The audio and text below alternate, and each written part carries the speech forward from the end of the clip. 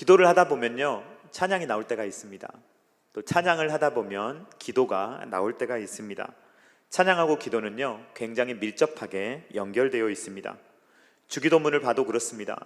주기도문은요, 기도만으로 끝나는 것이 아니라 찬양으로 연결된다라는 것입니다. 마태복음 6장 13절 말씀을 기도와 찬양이 어떻게 나누어지는지 한번 생각하면서 읽어보도록 하겠습니다. 같이 읽겠습니다. 시작. 우리를 시험에 들게 하지 마시옵고 다만 악에서 구하시옵소서. 나라와 권세와 영광이 아버지께 영원히 있사옵나이다.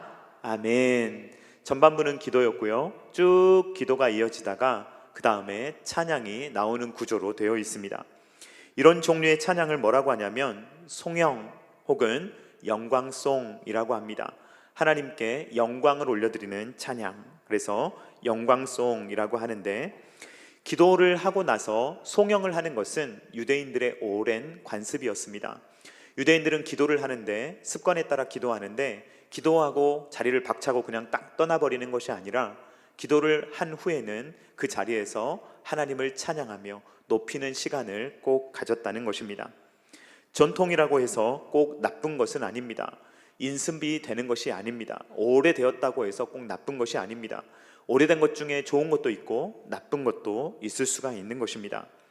기도 후에 찬양을 하는 유대교의 관습은 신앙생활에 매우 유익한 좋은 습관이다라고 말할 수가 있는 것입니다. 기도를 하다 보면요, 우리의 기도가 굉장히 일방적일 때가 많은 것 같아요. 하나님께 그냥 우리가 아뢰고 싶은 거 막 아뢰고, 그리고 급하게 자리를 떠나는 기도가 상당히 많습니다. 여러분, 만약에 여러분과 누가 대화를 하고 있는데 여러분에게 잔뜩 하고 싶은 말만 하고 가버린다, 그러면 여러분들의 마음은 어떠시겠습니까? 아마도 굉장히 섭섭하기도 하고 황당하기도 할 것입니다. 그러므로 우리는 기도는 일방적인 나의 통보, 일방적으로 내 생각을 전달하고 부탁하는 것이 아니라 하나님과 대화다라는 것을 기억하며 기도를 하시기를 바랍니다. 그래서요, 기도할 때는 내 기도를 하나님께 올려드리기도 하지만 하나님의 말씀을 들을 때도 있어야 합니다. 하나님께서 뭐라 하시는지, 하나님께서 나에게 무엇을 원하시는지를 듣는 시간도 필요하다는 것입니다. 그래서 기도할 때 여러분들이 말을 많이 하려고 하지 않으셔도 돼요. 너무 오랫동안 그냥 끊어지지 않고 말하는 것을 목적하지 않으셔도 됩니다. 가만히 앉아 계셔도 돼요. 그것도 기도입니다. 하나님께서 나에게 어떤 마음을 주시는지, 어떤 생각을 주시는지를 깊이 생각해 보는 것도 기도다라는 것입니다. 여러분, 근데 기도할 때 우리는 찬양을 하게 됩니까? 왜 그러냐면 우리와 대화하시는 분이 누구신가를 생각하면 찬양하지 않을 수가 없는 것입니다. 우리의 기도를 들으시는 분이 누구이십니까? 창조주시오 구원주이신 하나님이십니다. 그 하나님과 대화를 할 때 우리가 마지막에 하나님을 찬양하게 된다는 것입니다. 만약에 여러분이 존경하는 누군가, 정말 평소에 만날 수 없는 매우 존경하는 분을 만났다고 한번 생각해 보십시오. 혹은 여러분이 누군가의 팬인데 그 사람을 만나게 되었다고 한번 생각해 보시기 바랍니다. 그분하고 대화할 기회가 10분, 20분이 주어졌어요. 그러면 여러분, 대화를 마치고 여러분 헤어질 때 뭐라고 말씀하시겠습니까? 만약에 그분이 정말 만나기 어려운 분이고 귀한 분이다 라고 생각이 들면, 당신과 오늘 대화를 나누게 되어서 너무 영광이었습니다. 제 인생에 잊을 수 없는 추억이 될 것 같습니다. 아마 이러한 내용을 나누면서 상대방을 높이게 될 것입니다. 기도를 할 때 마지막에 찬양을 하는 이유가 이와 같습니다. 기도를 할 때 나와 이렇게 대화를 하신 분이 누구인가 생각해 보면 하나님께 찬양하며 기도를 마치게 된다라는 것입니다. 여러분, 송영은 언제 하는 것이 좋겠습니까? 처음에 하는 것이 좋을까요? 중간에 하는 것이 좋을까요? 마지막에 하는 것이 좋을까요? 자, 정답을 말씀드리면 언제 하셔도 좋습니다. 처음에 하셔도 되고 중간에 하셔도 되고 마지막에 하셔도 좋습니다. 다만 일반적으로는 맨 마지막에 가장 많이 나옵니다. 성경을 읽어보면 이 송영이 어디에 나오는가? 마지막에 나올 때가 많습니다. 그런데 처음에 나오는 경우도 있고 중간에 나오는 경우도 있다는 것입니다. 송영이 처음에 등장하는 경우를 살펴보겠습니다. 베드로전서 1장 3절 상반절 말씀 같이 읽도록 하겠습니다. 시작. 우리 주 예수 그리스도의 아버지 하나님을 찬송하리로다. 아멘. 베드로는요, 문안 인사를 하자마자 찬양을 합니다. 우리가 편지를 쓸 때 이렇게 하지 않습니까? 누구로부터 해서 인사말을 씁니다. 베드로는 인사말이 끝나자마자 하나님을 찬양합니다. 그러면서 본론을 이야기하기 전에 하나님을 찬양하는 모습을 보여주는 것입니다. 송영은 중간에 등장하기도 합니다. 로마서 11장 36절 말씀 같이 읽도록 하겠습니다. 시작. 이는 만물이 주에게서 나오고 주로 말미암고 주에게로 돌아감이라. 그에게 영광이 세세에 있을지어다. 아멘. 로마서는 16장으로 이루어져 있는데 오늘 방금 읽은 말씀은 11장입니다. 아직 로마서가 끝나지 않았어요. 5장이나 남아 있습니다. 그런데 바울은 견딜 수 없는 마음의 벅찬 감격으로 하나님을 찬양합니다. 그에게 영광이 세세에 있을지로다. 이것을 글을 쓰면서 바울이 중간에 참을 수 없어 그것을 뱉어내는 것입니다. 송영은 말미에 등장하기도 합니다. 디모데후서 4장 18절 말씀 같이 읽도록 하겠습니다. 시작. 주께서 나를 모든 악한 일에서 건져내시고 또 그의 천국에 들어가도록 구원하시리니. 이처럼 송영은 처음에, 중간에, 끝에 등장합니다. 맨 마지막에 나오는 경우가 제일 많지만 이 송영이라는 것은 언제 해도 좋다라는 것입니다.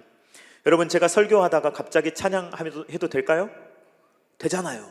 여러분, 갑자기 설교하다가도요, 중간에 우리가 찬양할 수 있어요. 막 하나님을 찬양하고 싶으면요, 그때 하나님을 찬양하면 되는 것입니다.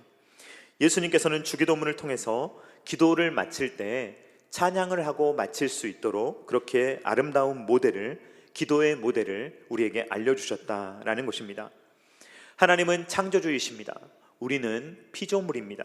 그래서 피조물이 창조주를 만났을 때 할 수 있는 가장 선하고 아름답고 자연스러운 일이 무엇일까? 찬양입니다. 하나님을 찬양하는 것이야말로 피조물의 본분이다라는 것입니다. 시편 147편 1절 말씀 같이 읽도록 하겠습니다. 시작. 할렐루야. 우리 하나님을 찬양하는 일이 선함이요 찬송하는 일이 아름답고 마땅하도다. 아멘. 하나님을 찬양할 때 사람은 가장 선하다, 가장 아름답다, 가장 마땅하다, 사람으로서의 기능을 가장 잘한다 라고 말할 수가 있는 것입니다. 사랑하는 성도님들, 기도하는 삶을 살아가실 수 있기를 주님의 이름으로 축원드립니다. 여러분, 기도하는 시간, 이 기도를 할 때 주기도문의 내용을 깊이 묵상하시면서 기도해 보시기 바랍니다. 한 단어, 한 구절 이렇게 끊어가면서 기도해 보시기 바랍니다.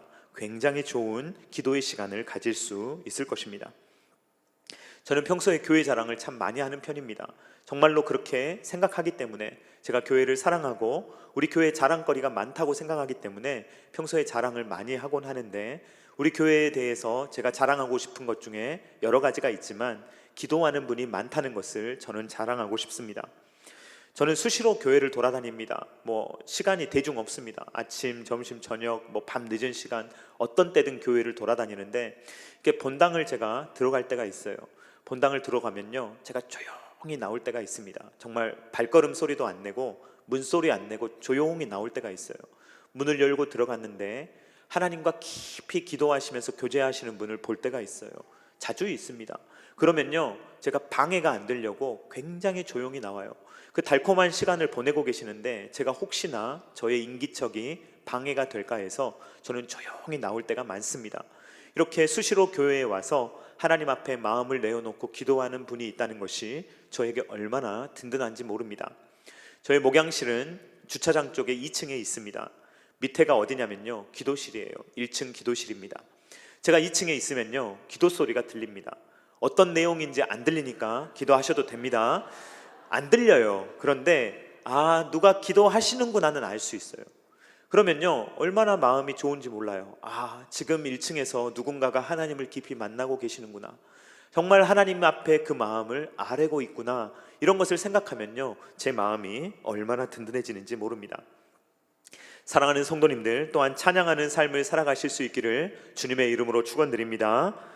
지금 우리 교회는요, 매일 성경을 가지고 새벽 기도를 쭉 진행하고 있는데, 지난주에 시편 146편과 147편을 살펴보았습니다. 시편 146편부터 시편 150편까지 이 5편의 시편을 뭐라고 부르냐면요, 할렐루야 시편이라고 부릅니다. 왜 그렇게 부르냐면요, 1절에 할렐루야로 시작하고요, 맨 마지막에 마침표를 찍기 전에 할렐루야로 끝납니다. 할렐루야로 시작해서 할렐루야로 끝나는 146, 147, 148, 149, 150 이 시편을 할렐루야 시편이라고 부르는 것입니다. 처음과 끝이 할렐루야로 봉해져 있는 이런 모습입니다. 여러분, 이 시편을 쓴 시인들이 늘 할렐루야를 할 수 있는 상황에서만 살았겠습니까? 그러지 않을 것입니다. 그들도 인생에 어려움이 있고 고통과 외로움과 여러 가지 어려움들을 당할 때가 있었을 것입니다. 그럼에도 불구하고 그들은 할렐루야로 시작해서 할렐루야로 마치는 삶을 살아가겠노라, 그런 시편을 하나님께 아뢰는 것입니다. 사랑하는 성도님들, 여러분들도 할렐루야로 시작해서 할렐루야로 마치실 수 있기를 주님의 이름으로 축원드립니다. 그래서 주기도문도 기도하고 그냥 내 할 말만 딱 하고 끝내는 것이 아니라 살아계신 하나님을 높이는 시간, 하나님을 찬양하는 시간을 갖도록 예수님께서 주기도문을 우리에게 알려주셨다라는 것입니다. 그런데 여러분, 오늘 이렇게 주기도문을 쭉 보면요, 약간 고개를 갸웃하게 하는 부분이 있습니다. 왜냐하면 이 송영 부분이요, 괄호로 되어 있습니다. 마태복음 6장 13절 말씀 다시 한번 같이 괄호를 생각해서 읽도록 하겠습니다. 시작. 우리를 시험에 들게 하지 마시옵고.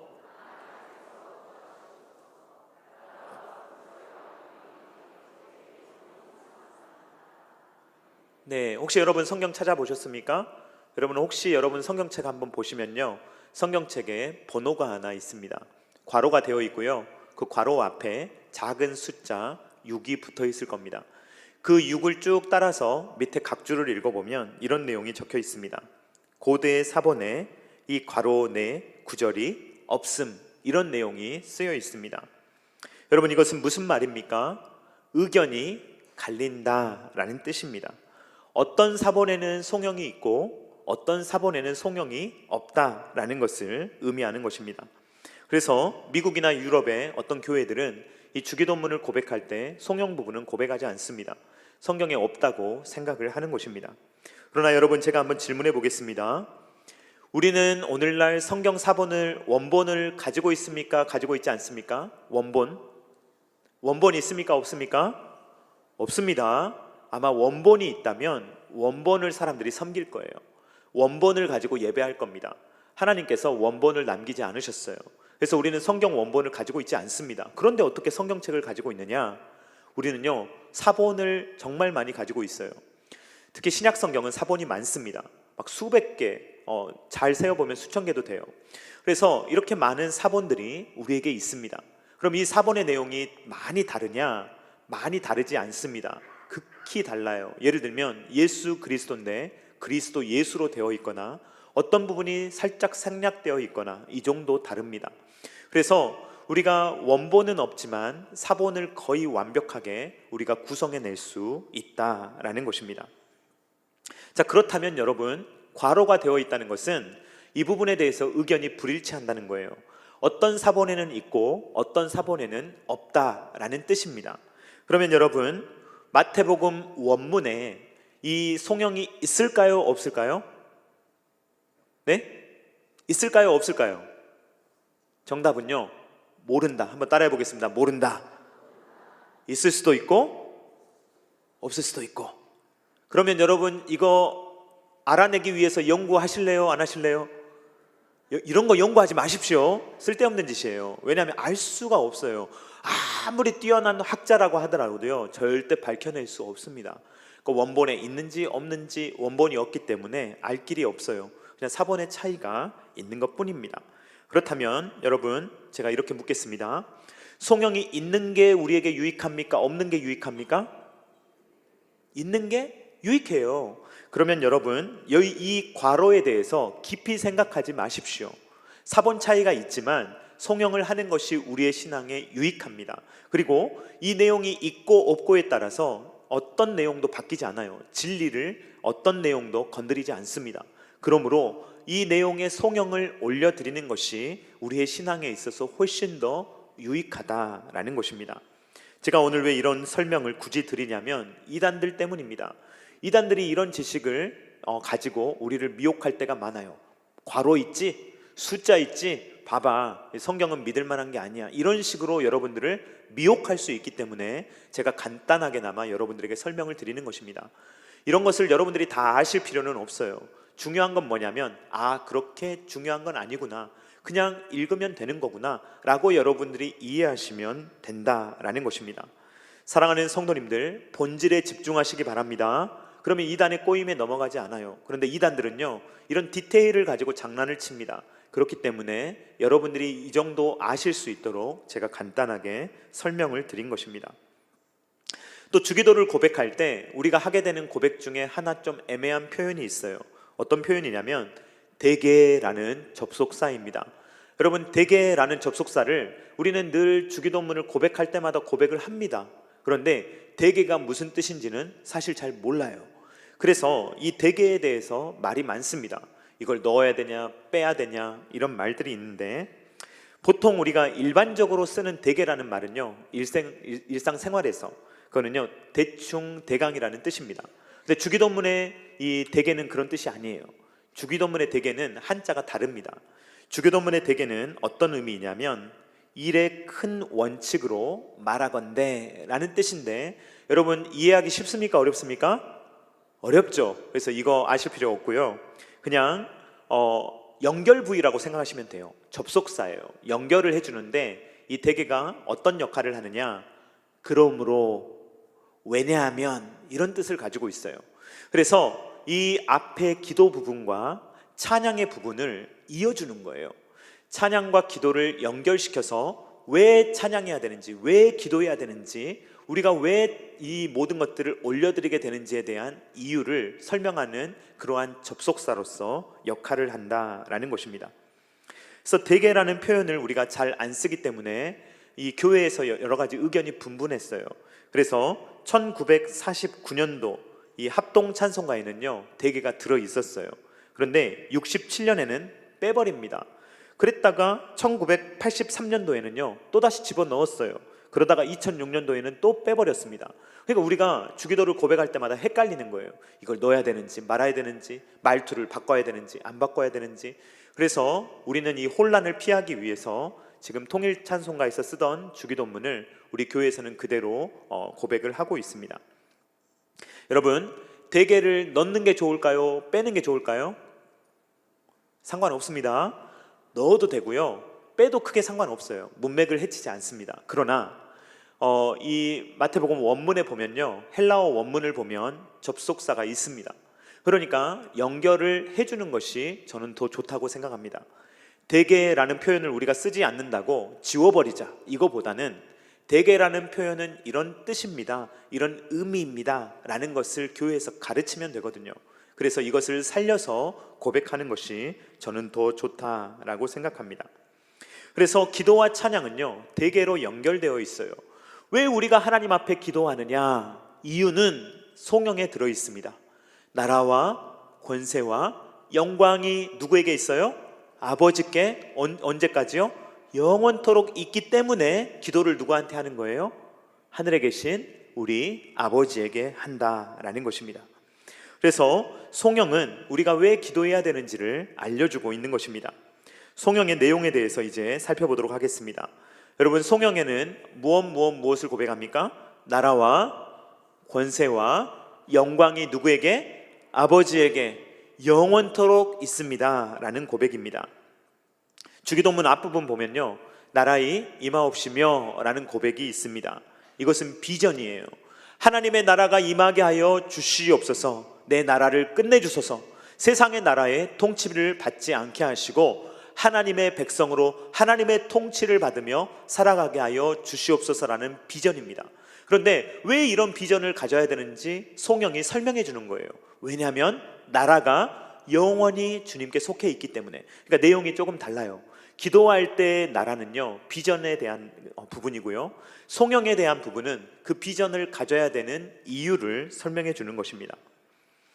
여러분, 이때 당시에 예수님께서 주기도문을 가르쳐 주실 때 나라가 아버지께 영원히 있다는 말은 충격적인 말입니다. 왜 그렇습니까? 당시의 나라는 어디에 속해 있었죠? 당시 주기도문이 주어질 때 그 지중해 일대를 다스리던 나라가 어디였습니까? 로마였습니다. 로마 제국이 지중해 일대를 완전히 장악하고 그 지역에 있는 사람들을 다 다스리던 그런 시대였습니다. 특히 유대는 로마의 지배를 받고 있었기 때문에 나라가 로마에 속하지 않고 다른 나라에 속합니다 라고 말하면 반역에 해당되는 것입니다. 그래서 예수님께서는 나라가 로마에 속한 것이 아니라 하나님 아버지에게 영원토록 속해 있다라는 것을 가르치셨다라는 것입니다. 그때 당시의 속국들은요, 다 로마의 눈치를 보고 살았어요. 로마와 가깝게 지내면 혜택을 입고 로마와 멀어지거나 로마를 대적하면 한 나라가 망할 수도 있는 그런 시대를 살아가고 있었습니다. 그런 시대 가운데 예수님께서는 나라가 로마에 속한 것이 아니라 하늘에 속해 있다라는 것을 찬양하게 하셨던 것입니다. 예수님께서 공생애를 시작하셨을 때부터 그로부터 약 200년의 시대를 뭐라고 부르냐면요, 팍스 로마나라고 부릅니다. 이것은 로마의 평화라는 뜻입니다. 이 시기는요 약 200년 정도 이렇게 지속이 되었는데, 이 팍스 로마나에는요 양면성이 있습니다. 예를 들면 미국의 마가를 생각해 볼 수가 있습니다. 여러분 요즘에 미국의 마가 많이 나오죠? 성경 마가가 아닙니다. 마가가 많이 나오는데 이 마가는 무슨 뜻입니까? Make America Great Again, 미국을 다시 위대하게 만들자라는 운동입니다. 도널드 트럼프 대통령이 이 미국 우선주의, 미국 중심주의를 외치는 것입니다. 그래서 매우 극단적인 관세 정책을 계속 펼쳐가고 있습니다. 이것이 미국 사람들을 열광하게 하는 한 요소예요. 그래, 미국을 위대하게 하자. 우리나라 이익만 추구하면 됐지. 다른 나라가 무슨 소용이냐. 그러니까 이 마가라는 말은요 양면성을 가지고 있는 거예요. 미국 사람들에게는 굉장히 좋은 말일 수 있지만 미국 외의 사람들, 다른 사람들에게는 나쁜 말이 되는 것입니다. 무슨 말입니까? 미국을 위대하게 하자는 말은 다른 나라는 상관없다는 거예요. 다른 나라는 고려하지 않겠다는 것입니다. 다른 나라는 살든지 말든지 관심 없다는 거예요. 오로지 미국의 우선권을 두고 모든 것을 하겠다라는 말입니다. 팍스 로마나 똑같은 말입니다. 평화라는 말이지만 그건 로마 사람들한테나 평화예요. 로마의 지배를 받고 있는 사람들에게는 그 로마의 평화야말로 침략입니다. 자기들은 그 침략에서 벗어날 수가 없는 거예요. 로마가 평화로우면 평화로울수록 자기들은 억압을 받는 것이 팍스 로마나입니다. 그래서 당시의 사람들은 평화를 누리려면 이렇게 고백할 수밖에 없었어요. 나라가 로마에 있습니다. 나라가 로마 황제에게 있습니다 라고 고백해야 먹고 살 수 있는 시대입니다. 그런 시대 가운데 예수님께서는 뭐라고 말씀하시느냐? 로마가 영원하지 않다는 것입니다. 로마 황제가 영원하지 않다는 것입니다. 나라는 누구에게 영원히 있다는 것입니까? 아버지 하나님께 영원토록 있음을 고백하도록 나라가 아버지께 영원토록 있습니다 라는 것을 찬양하게 하셨다라는 것입니다. 두 번째로 성경은 권세가 아버지께 영원히 있습니다. 이 권세라고도 할 수 있고 권능이라고 할 수도 있습니다. 이 단어는 헬라어로 두나미스라는 단어인데 이 단어에서 다이너마이트라는 단어가 나왔습니다. 역동적인 어떤 힘, 눈에 보이지 않는 힘보다는 눈에 보이게 나타나는 어떤 역동적인 힘을 두나미스라고 합니다. 여러분 그때 당시에 눈에 보이는 힘을 가진 사람은 누구였습니까? 권세와 권능을 가진 사람 누구예요? 로마 황제입니다. 로마 황제는요 그날 기분이 좋으면 사람을 살릴 수도 있어요. 사형수들을 몇 명 풀어줘라. 로마 황제가 말하면 몇 명이 갑자기 살아요. 그날 뭔가 아침부터 기분이 안 좋아요. 로마 황제가 나와서 몇 명 죽여라. 그럼 죽일 수도 있는 거예요. 갑자기 로마 황제가 기분이 안 좋아서 저 나라를 침략해라. 그러면 그 나라가 침략을 받는 권세와 권능이 누구에게 있습니까? 로마 황제에게 있었다라는 것입니다. 이 권세를 유지하기 위해서 로마가 집착했던 것이 법과 그리고 군사력입니다. 이 법과 군사력을 강력하게 해서 어떤 속국들도 그 나라에서 벗어나지 못하도록, 로마의 권세에서 벗어나지 못하도록 강력하게 붙들었다는 것입니다. 그래서 그때 당시에는요 로마 사람이 된다는 것이 굉장히 좋은 것이었어요. 영광스러운 것이었어요. 그래서 수많은 사람들이 로마의 매력을 느꼈습니다. 나도 로마의 일원이 되고 싶다. 나도 로마 사람으로 살고 싶다. 이게 그 사람들의 열망이었습니다. 사도행전 22장 28절 말씀 한번 같이 읽어보도록 하겠습니다. 시작. 천부장이 대답하되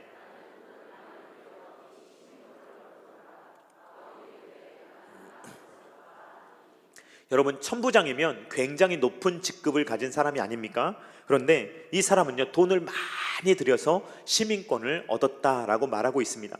당시 로마 시민권을 얻기 위해서 돈을 얼마 냈는지는 알 길이 없습니다. 정확하지 않습니다. 그런데 대략 이런 기준은 있어요. 로마 시민이, 평범한 사람이 로마 시민이 되려면요, 군 생활을 20년에서 25년 해야 합니다. 20년에서 25년 동안 온갖 전쟁터를 누비면서 목숨을 걸어야만 겨우 받을 수 있는 게 로마 시민권이라는 거예요. 그러면 여러분, 전쟁터에서 몇 번 죽을 뻔한 위기를 넘기고 살아남은 목숨값을 돈으로 환산하면 얼마 정도 되겠습니까? 굉장히 많은 돈이었을 것임이 분명합니다. 그렇게 많은 돈, 그리고 젊음, 그러한 생명을 바쳐야만 얻을 수 있는 로마 시민권, 그것이 말해주는 것이 무엇입니까? 로마가 그만큼 매력적이었다는 거예요. 수많은 사람들이 로마에 몰려들고 로마의 시민이 되기를 원했던 것은 로마의 권세, 로마의 권능이 그만큼 강했기 때문입니다. 그런데 예수님께서는 뭐라고 말씀하시느냐? 권세가 아버지께 영원히 있다라고 그렇게 찬양하도록 우리를 가르치셨다라는 말입니다. 무슨 말이냐? 로마보다 더 매력 있는 분이 누구라는 것입니까? 하나님이시라는 것입니다. 사랑하는 성도님들, 우리 하나님을 여러분들이 더 사랑하시는 줄로 믿습니다. 여러분, 이 세상이 매력적입니까? 하나님이 매력적입니까? 네, 정말로 그렇게 살아가시기를 주님의 이름으로 축원드립니다. 정말로 그렇게 찬양하라는 거예요. 이 세상의 권세가 매력적인 것보다 하나님이 훨씬 더 귀합니다. 하나님이 훨씬 더 매력적입니다 라는 것을 고백하게 하셨다라는 것입니다. 세 번째 송영은 무엇입니까? 영광이 아버지께 영원히 있사옵나이다 라는 것을 고백하게 하는 것입니다. 이 영광이라는 단어는요, 헬라어로는 독사라고 합니다. 그리고 히브리어로는 카보드라고 하는데, 이 카보드는요, 원래 무거운 전투복을 의미했던 것입니다. 이게 무겁다라는 의미가 됐고, 중요하다라는 의미가 됐고, 나중에 빛난다라는 의미가 되었습니다. 로마 시대에 가장 중요하다고 할 수 있는 사람 누굽니까? 로마 황제입니다. 가장 빛난다고 할 수 있는 사람이 누굽니까? 로마 황제입니다. 그래서요, 로마 사람들은요, 로마 황제를 만나는 것이 영광이에요. 만약에 로마 황제를 한 번 만났다 그러면요, 그 사람의 평생에 죽을 때까지 자랑거립니다. 내가 그때 가서 로마 황제를 만나서 로마 황제가 나에게 이런 말을 해주었지. 평생 동안 자랑거려요. 그게 자신의 영광입니다. 수많은 사람들은 로마 황제에게 잘 보이기 위해서 최선을 다했습니다. 여러분, 예를 들어서 헤롯은요, 로마 황제에게 잘 보이기 위해서 어떻게 했느냐? 왕이 난다는 소문을 듣고요, 베들레헴에 태어난 2살 이하의 남자아이들을 싹 다 죽여버립니다. 로마의 통치를 받고 있는 이 유대 땅이 자기의 통치를 잘 받아야 로마 황제의 눈에 나지 않기 때문에 로마 황제에게 잘 보이기 위해서 극단적으로 아이들을 살해했던 것입니다. 또 빌라도 총독은 어땠습니까? 죄가 없는 예수님, 죄가 없다는 것을 알면서도 예수님을 십자가에 못 박아 죽였습니다. 왜 그렇습니까? 밀란이 나지 않도록 하기 위해서. 밀란이 나면 어떻게 됩니까? 자기 자리가 위험해져요. 로마 황제로부터 미움을 받습니다. 그러니까 로마 황제에게 잘 보이기 위해서 죄 없는 예수님을 그냥 십자가에 내어준 것이 빌라도다라는 것입니다. 이 세상의 수많은 사람들이요, 잠깐 영광을 보기 위해서 잘못된 일을 합니다. 섞지 말아야 될 일에 자기를 섞곤 합니다. 그러나 이 세상의 영광은 얻었다 하더라도 잠깐일 뿐입니다. 오래가지 못합니다. 그러나 진짜 영광은 하나님께 있다는 것입니다. 하나님께 있는 영광은 영원한 영광입니다. 하나님과 함께 있는 사람, 하나님을 만나는 사람은 우리 하나님으로 말미암아 영원토록 빛나게 되는 것입니다. 마태복음 13장 43절 말씀 같이 읽도록 하겠습니다. 시작. 그때 의인들은 자기 아버지 나라에서 해와 같이 빛나리라. 귀 있는 자는 들으라. 아멘. 사랑하는 성도님들, 우리 하나님과 함께 해와 같이 빛나실 수 있는 저와 여러분 될 수 있기를 주님의 이름으로 축원드립니다. 다니엘 12장 3절 말씀 같이 읽도록 하겠습니다. 시작. 지혜 있는 자는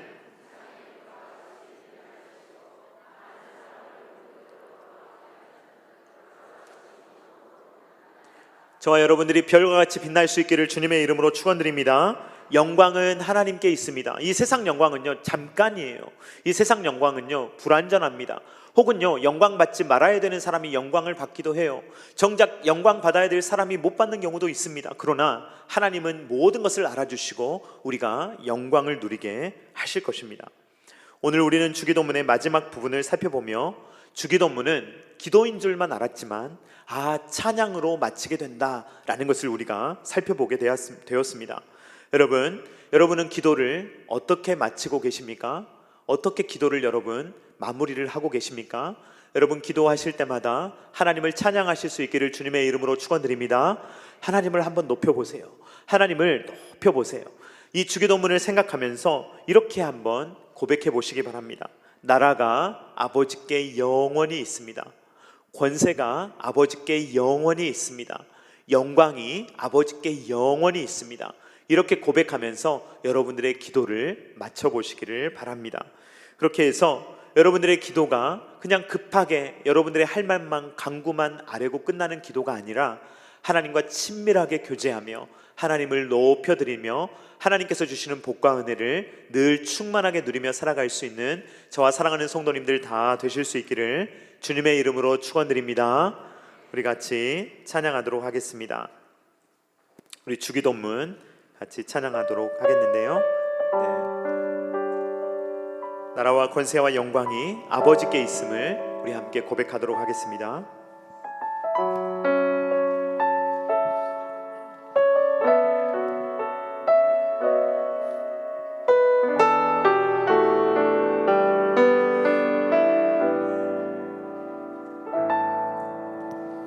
하늘에 계시는 우리 아버지 이름이 거룩히 높임을 받으소서. 나라가 임하시며 뜻이 하늘에서 이룬 것 같이 땅에서도 이루리. 일용할 양식을 주시며 우리에게 죄진 자 사하여 준 것 같이 우리 죄를 사하여 시험에 들게 말고 악에서 구원하소서. 나라와 권세와 영광이 아버지께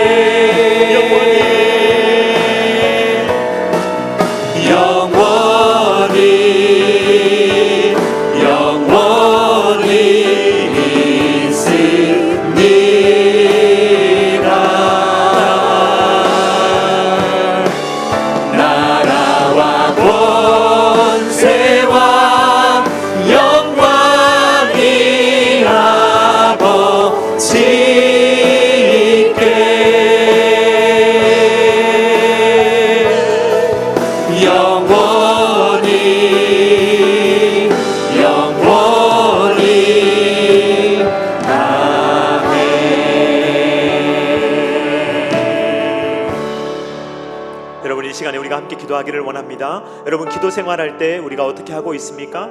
하나님께 그냥 달라고만 외치고 우리의 말만 하고 급하게 그 자리를 떠나버리지는 않으십니까? 기도하는 시간을 확보하지 못해서 어쩌다가 분주한 하루를 지내놓고 나면 한 번도 하나님 생각 못하고 하루를 마친 적은 없으십니까? 이 시간에 기도할 때 주여, 우리가 주님과 함께 있는 시간을 사모하게 하시고 주님의 음성에 귀를 기울이게 하여 주시오며, 내가 기도하는 그분이 창조주시오 구원주하신 하나님을 생각할 때 내가 하나님을 찬양하는 것이 마땅하고 가장 선하고 아름다운 일이라고 생각하며, 주님께 모든 것이 있습니다. 나라가 아버지께 있습니다. 권세가 아버지께 있습니다. 영광이 아버지께 있습니다 라고 고백하며 감격의 눈물을 흘리는 그러한 시간을 우리가 가지며 살아갈 수 있도록 주님 도와달라고, 우리의 삶에서 기도와 찬양이 끊이지 않도록 주님께서 역사해 달라고 다 같이 주여 한번 외치고 다 같이 기도하겠습니다. 주여.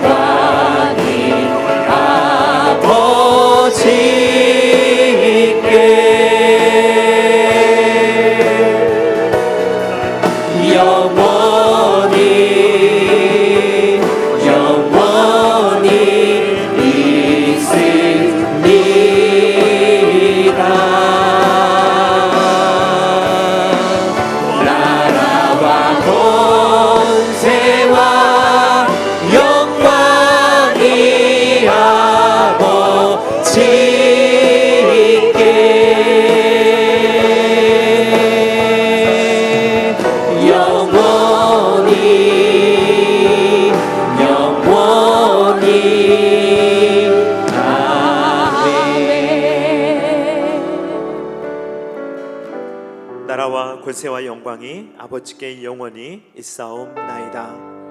사랑이 많으신 하나님 아버지, 감사합니다. 주기도문이 주님 기도로만 끝나는 것이 아니라 이렇게 찬양으로 연결된다는 것을 우리로 하여금 깨닫게 하시니 감사합니다.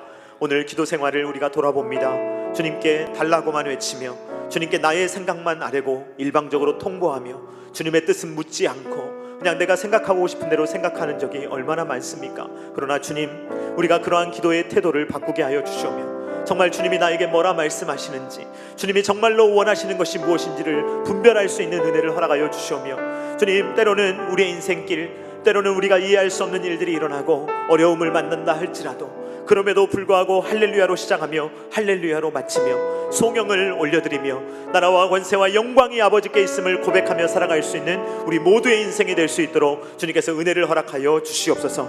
주님, 로마와 이 세상이 우리의 나라인 것처럼, 이 세상이 영원할 것처럼 사는 우리의 모습을 주님 돌아봅니다. 주님, 이것이 영원하지 않다는 것을 깨닫게 하시니 감사합니다. 로마도 영원하지 않았고 그 어떤 세상 나라도 영원하지 않습니다. 오직 하나님의 나라만 영원합니다. 그것을 우리가 기억하며 하늘나라의 시민권자로 살아가게 하여 주시옵소서.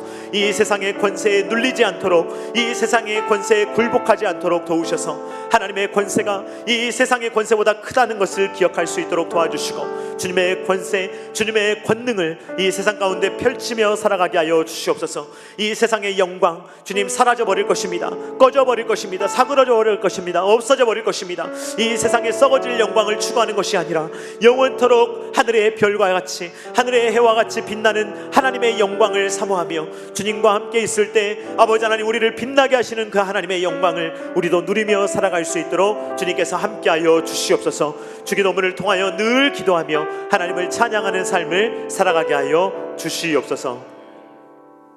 이제는 우리 구주 예수 그리스도의 십자가의 무한하신 은혜와 독생자 아들을 아낌없이 내어주신 성부 하나님의 사랑하심과 성령 하나님의 감동 감화 역사 교통하심이 나라와 권세와 영광이 아버지께 영원히 있다고 고백할 뿐만 아니라 실제로 그렇게 인생을 살아가며 하나님의 나라를 추구하며 하나님의 권세에 복종하며 하나님을 가장 매력적으로 여기며 하나님을 사랑하며 또 하나님께 영광을 올려드리며 그렇게 인생을 승리하며 살아가기를 원하는 사랑하는 모든 주의 자녀들의 머리 위에와 각 가정과 주님께서 피로 값주고 사신 첨단 계라시교회 위에와 조국과 세계의 열방 가운데 이제로부터 영원토록 함께 있기를 간절히 축원하옵나이다. 아멘.